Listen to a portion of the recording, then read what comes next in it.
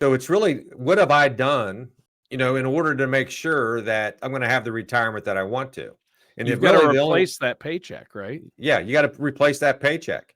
And it's going to come from pensions, it's going to come from Social Security, and it's going to come from your savings. But what am I going to do now in retirement? Am I going to travel? Do I have hobbies? Do I want to be able to potentially help out my kids or help out my grandkids with money? There's a lot of questions that you really have to sit down and think about.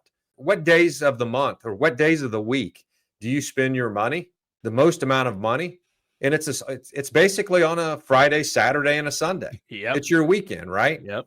And when you retire, every day is a weekend. So it can be very expensive if you actually, don't have a budget. And when you retire, I don't want to, everybody goes on a budget at that point in time. You might not like a budget while you're working, but when you do retire, you will go on a budget because you want to make sure your money's going to be there 20, 30 years from now.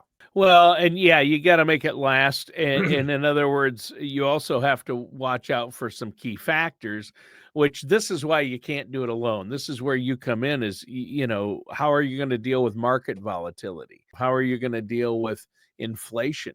Those are some big ones, and rising healthcare costs, right? That's exactly right.